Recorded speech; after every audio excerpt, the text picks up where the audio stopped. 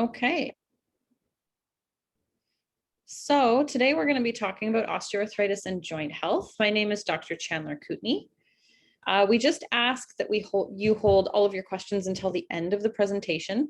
If you want to, you're welcome to just write it down in the chat, and so we can keep track of those and address them at the end of the presentation. But then we can keep it all moving nice and regularly. Okay, so a little bit about me. I graduated from the Canadian Memorial Chiropractic College in 2020.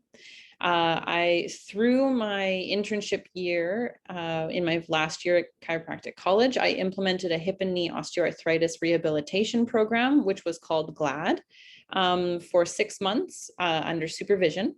I've also taken the PEAK program for knee osteoarthritis through the University of Melbourne. And I have success treating patients with osteoarthritis and implementing exercise programs and education for self-management of a lot of symptoms.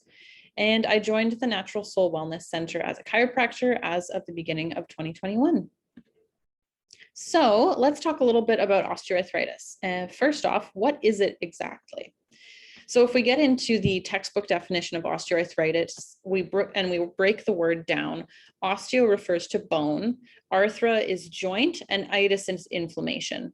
And then if we kind of put that all together and bring it into a bit more of a clinical definition, it's a complex condition that involves a few different factors that often involves pain and stiffness in weight-bearing joints, such as the low back, hips, knees, and feet, but it can also occur in other joints such as the shoulders, wrists, and hands.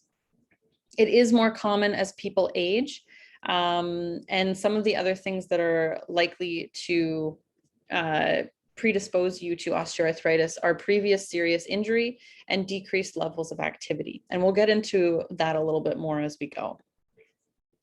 So you may have osteoarthritis if you feel stiff and sore after resting for a while. So often people will stand up after watching TV for a few hours and they kind of make that groaning noise and they might get some soreness in their knees or their low back.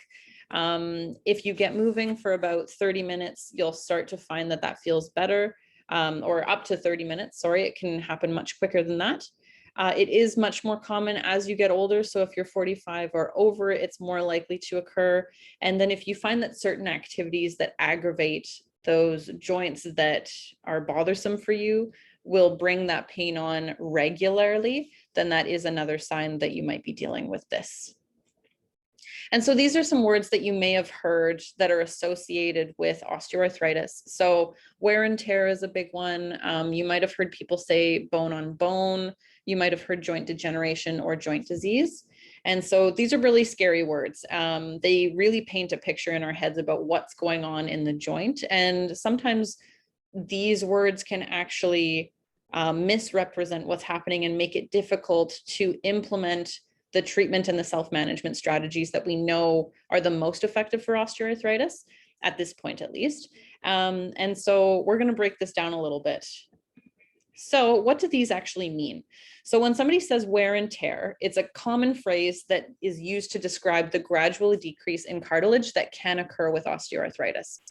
Bone on bone is a more colloquial way for people to say that they have little to no cartilage left in their joint space. So this is very commonly said in people who have knee osteoarthritis, for example, to say, oh, I'm bone on bone, I'm going to get surgery soon. Joint degeneration is another common one, especially if you get x-ray imaging done or anything like that. You might see these words on your reports.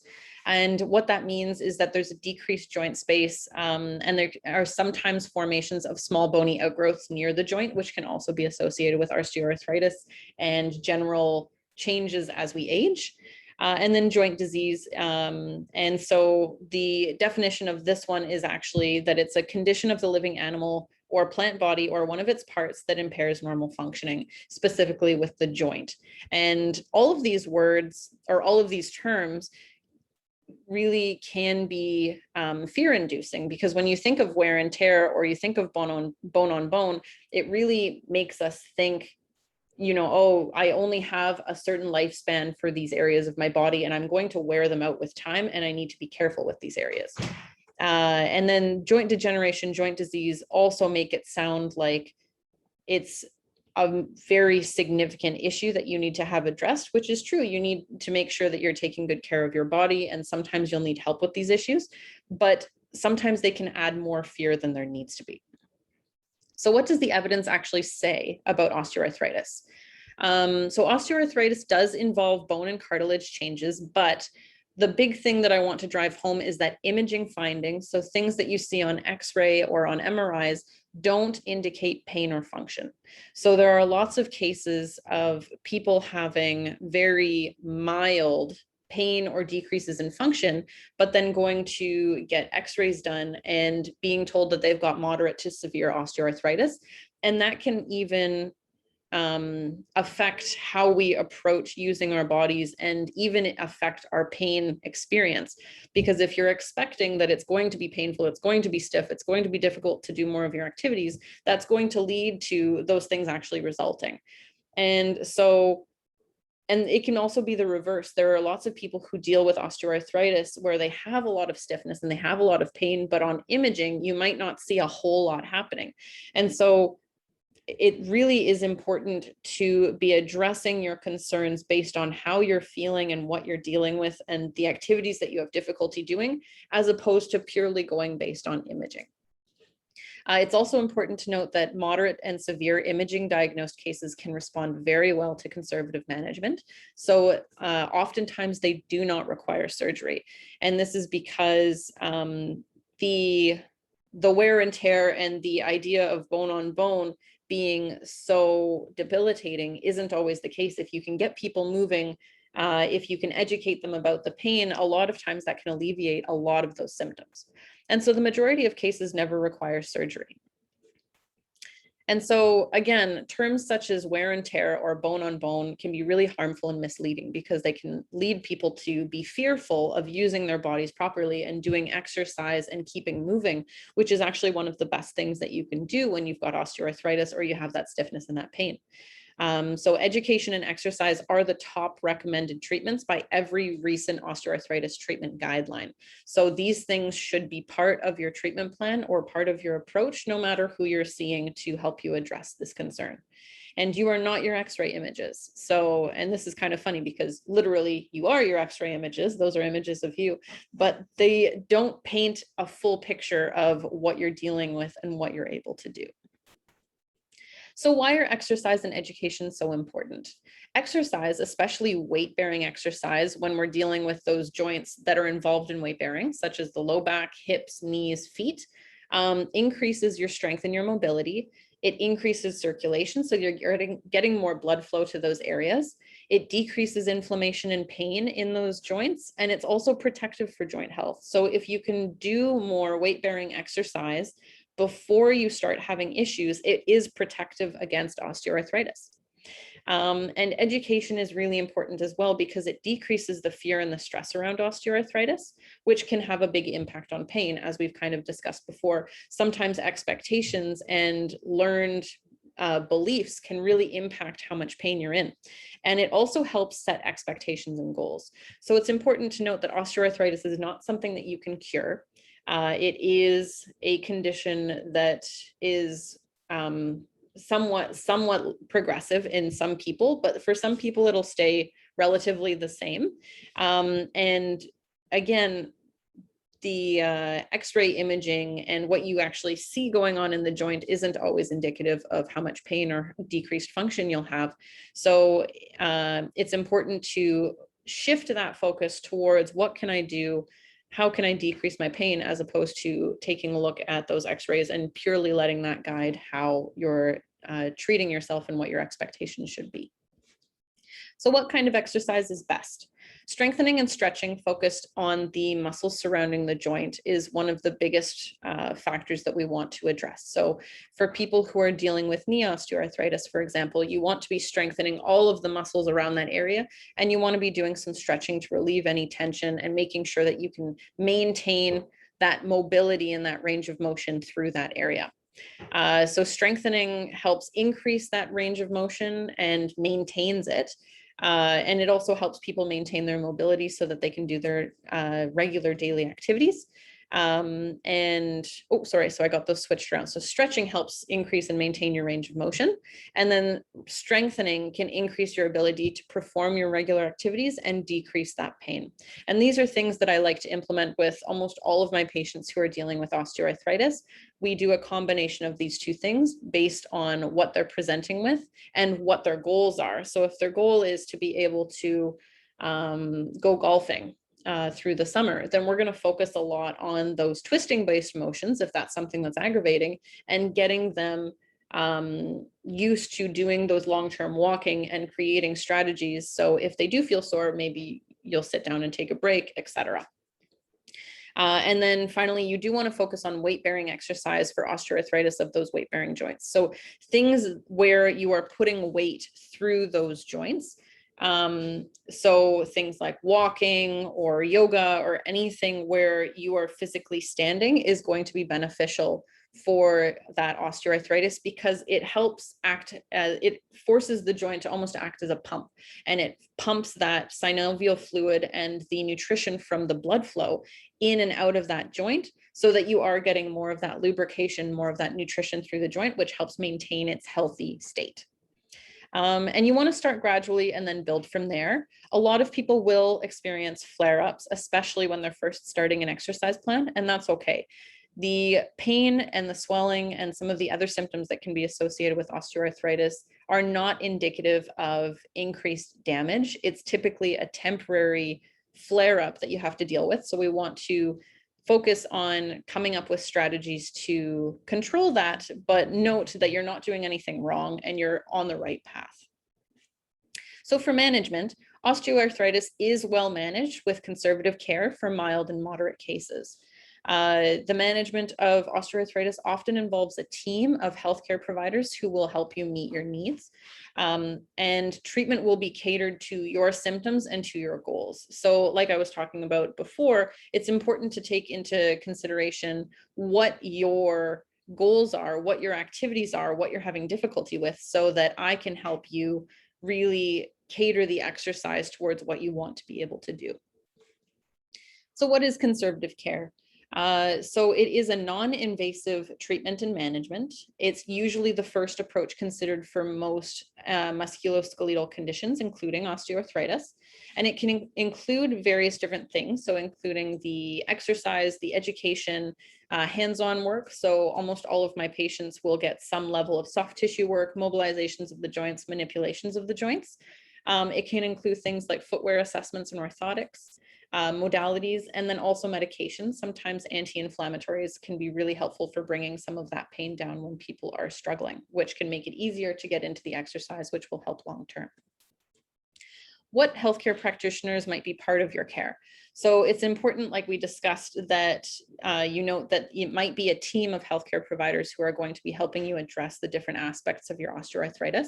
So that might include people like a medical doctor, a sports medicine doctor, nurse or nurse practitioner, rheumatologist, pharmacist.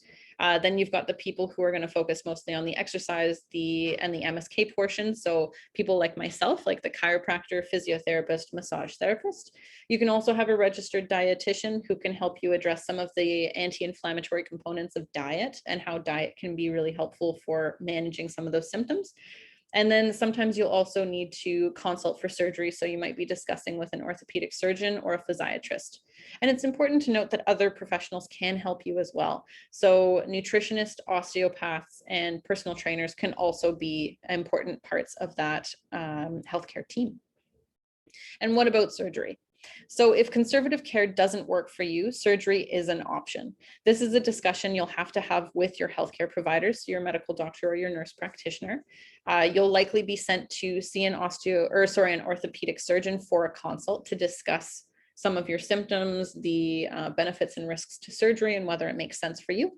And then you can make your decision about whether you need surgery based on that.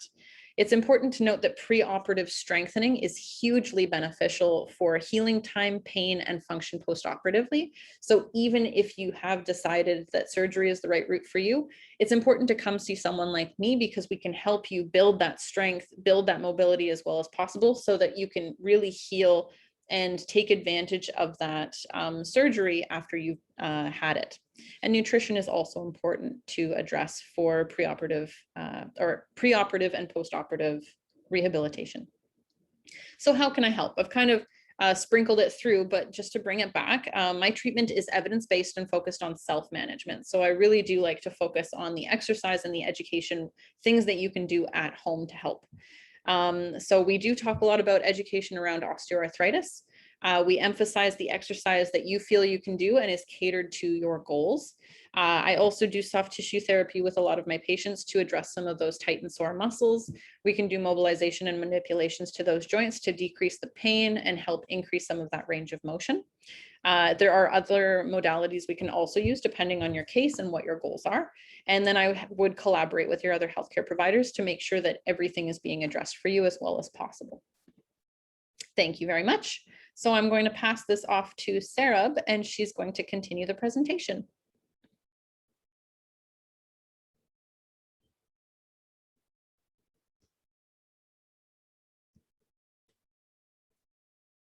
Okay, whenever you're ready, Sarab.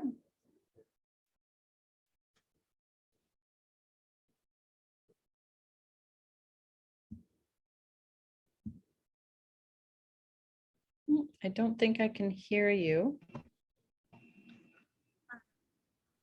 Sorry, it's I'm having a bit of trouble with my internet connection, so I do apologize. So I'm going to keep my camera off just to have all of the odds on my side here. Yeah, sorry about the internet connection problems. So I'm Sarab, Dormani, registered nurse and specialize in lower limb and foot care, and I'll be specifically addressing the issue of osteoarthritis, more specifically in the foot and the ankle joints. Next slide. All right, so just a little bit about me. I'm a graduate from my Bachelor's of Health Sciences and as well as Science of Nursing. And my background is actually critical care. I've worked in the emergency department for about 6 years of my nursing career. And about 3 years ago, I specialized in lower limb and foot care for nurses after having a leg injury myself. Really inspired me to advance my practice in foot care. And I've also acquired continuous professional education in custom orthotics, gait analysis, medical compression stockings, skincare, and also infection prevention control specifically to my practice in foot care. And in 2020, I proudly co-founded Natural Soul Wellness Center, which is the wellness center that both Dr. Kutney and I work now. Thank you. So why do your feet matter? Why are we talking about our feet? Well, I think that they're a pretty big deal. They're the foundation of our well-being and of our entire body. So healthy feet allow us to be active and mobile and maintain our independency and get on with our day. However, they are a very complex structure. And because of the fact that they're just far from our hands and our eyes, foot care is often forgotten. And that's something that I often see in my practice is people coming to see me because there's an issue with their feet and that they've been putting the care out for far too long. Next slide. So just a few fun foot facts. So each foot has about 26 bones and 33 joints. So women are also 4 times more likely to develop foot problems compared to men, and it's usually to blame about our wardrobe choice in shoes. So high heels, pumps, pointy toes, those are often causes for foot complications in women. And 3 out of 4 Canadians will actually experience foot problems in their life. And they say that the average person walks about 160,000 kilometers in their lifetime, which is about close to 4 times around the Earth. Next slide. So we'll be specifically talking about osteoarthritis in the ankle and the foot. And I know that a lot of people, when they think osteoarthritis,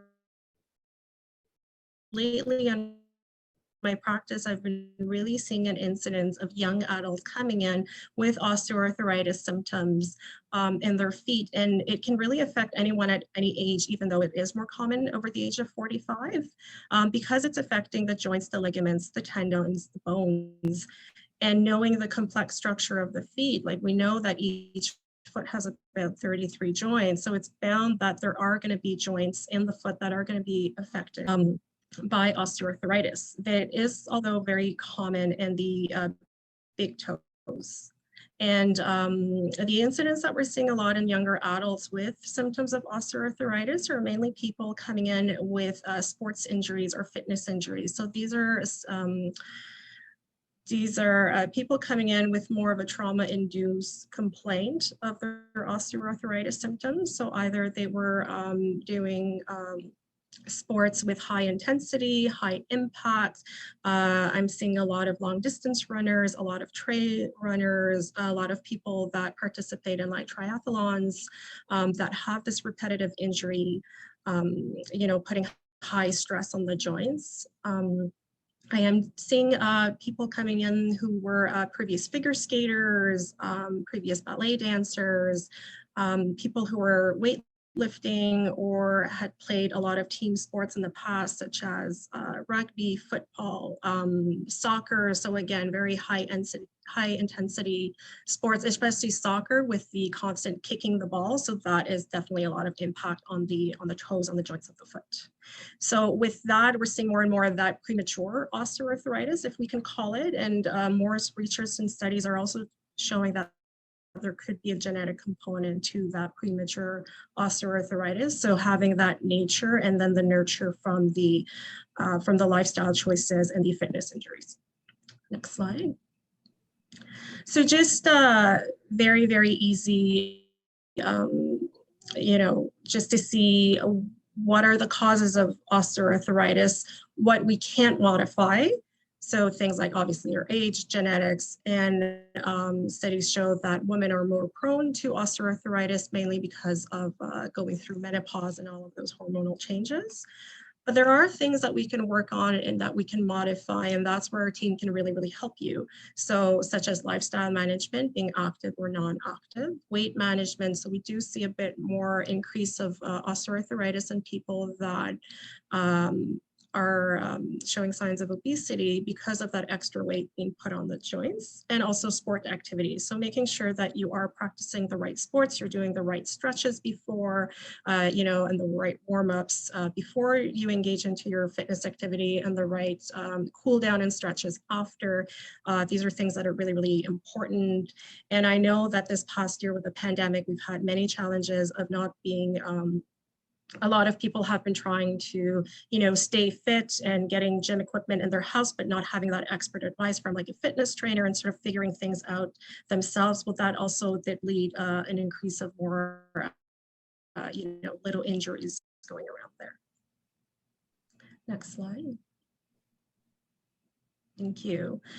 So I love this picture because I'm a very visual person, and I think that this picture really, really shows what osteoarthritis can really do in the joints. And like I said, more commonly we see osteoarthritis in the big joints in the foot from the first toe. So here we can really see it at the metatarsal phalangeal joint. And that's where we commonly see it. And even though there are various degrees of osteoarthritis, the important thing to know is that this picture really shows the breakdown of the cartilage in the big toe at the joint. And we know that the cartilage is there to protect and to cushion the bones during movement.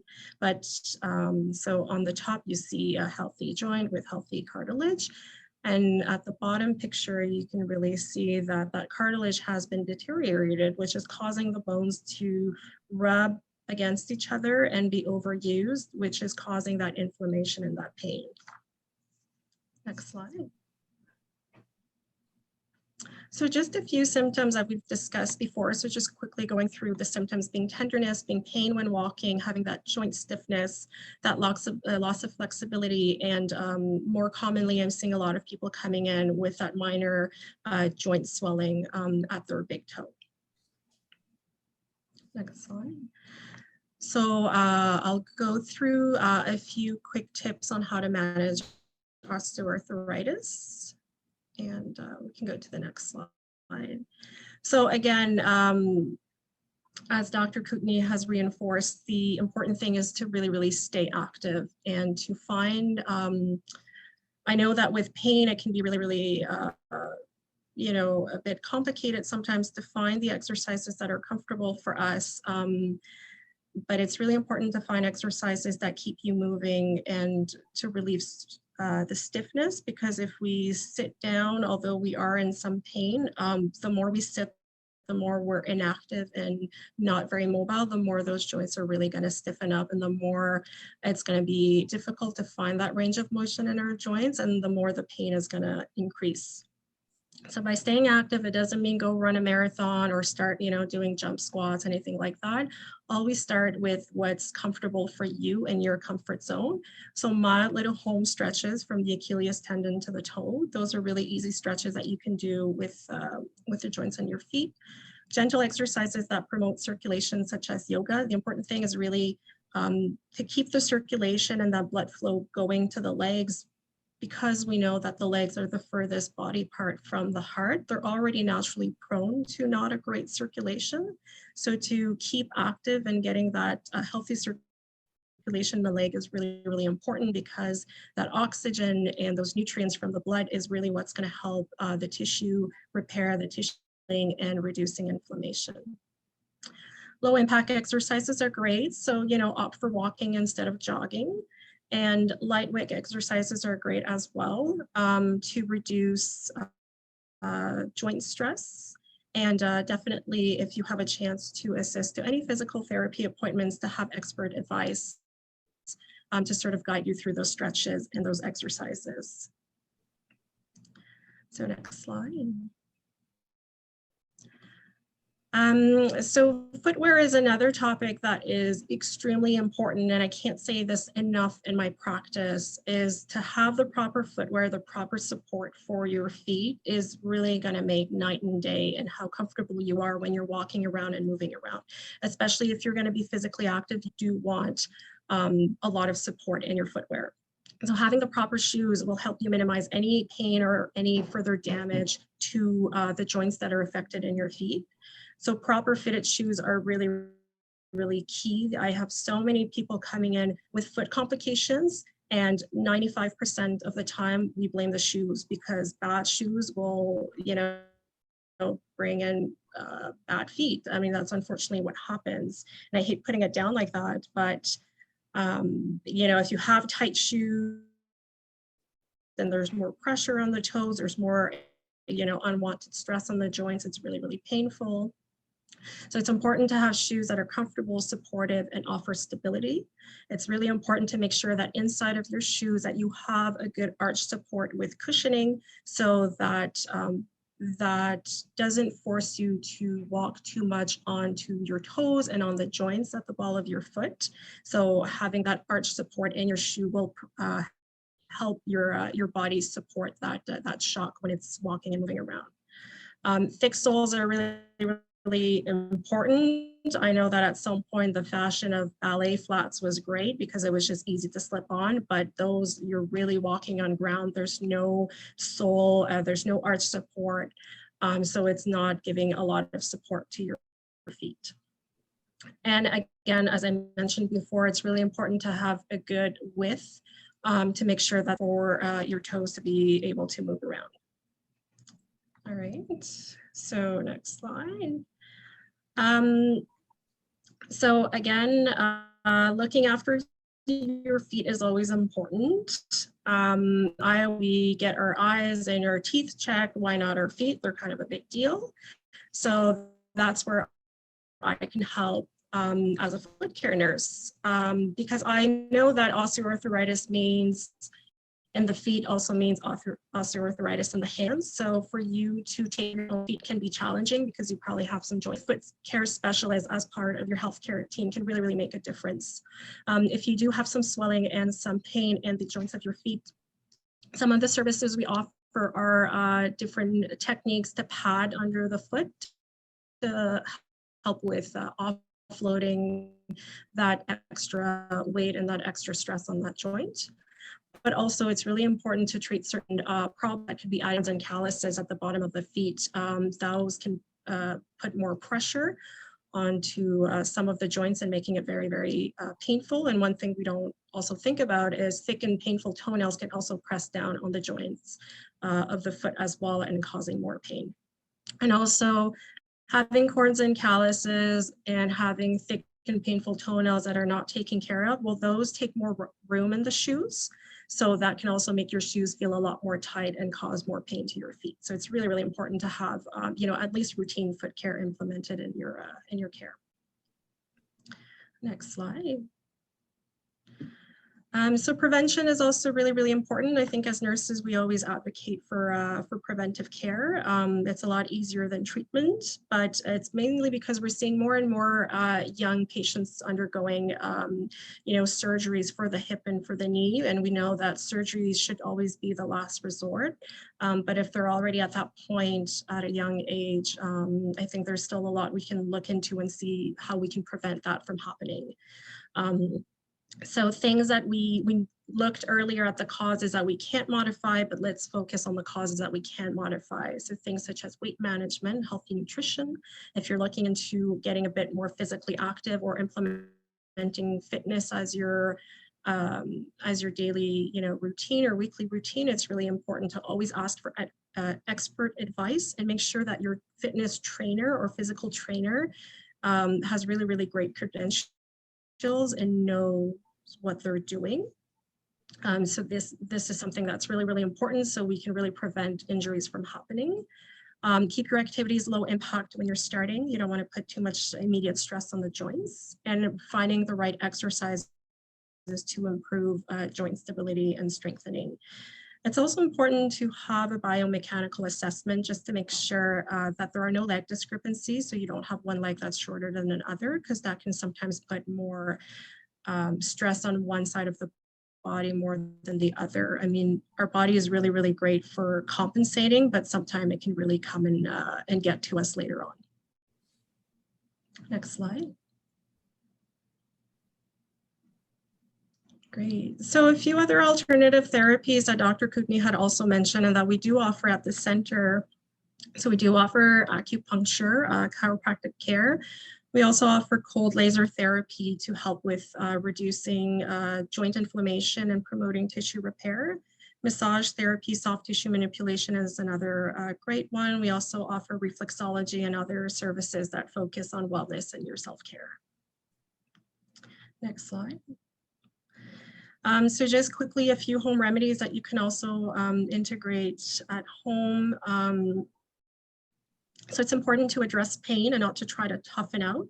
But when it comes to pain relief, I always advocate for using it as needed and not on a continuous, every 4 to 6 hours if you do not need it. So pain relief is important to have something to help relieve your pain, especially if the pain is disturbing your daily activities or your sleep. So that's when you should really consider having something to help you manage your pain. There are products just over the counter that you can be using. There are topical ointments. If you're going for a prescription, it's really, really important to talk with your primary healthcare provider. However, always check with the side effects, because some medication for pain relief are very, very rough on the stomach. So I think one of the most important person to integrate in your healthcare team when you're to manage your pain is your pharmacist. There are the best people to talk to about how to, which medication works best. They also have access to your entire chart, all of the medications that you're taking. So they're able to sort of maybe work on a schedule of when to take which medication, make sure that there's not too many side effects, and so on. Hot and cold therapy is another great one as well. We always recommend a combination of 10 minutes hot and to alternate with 10 minutes cold, not more than that, because you don't want to cause any lingering burns onto your skin. But it's really, really important to make sure that if you're doing hot and cold therapy, to always put it on a pillowcase, not directly, no direct contact with the skin, because that can cause certain burns. Next slide.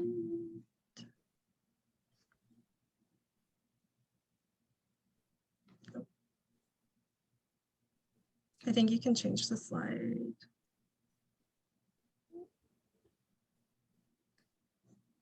That's it. Okay.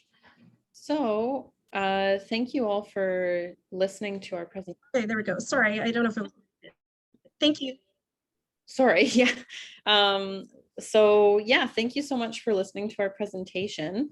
And there are a few questions in the chat. So I'm going to, sorry, I'm trying to bring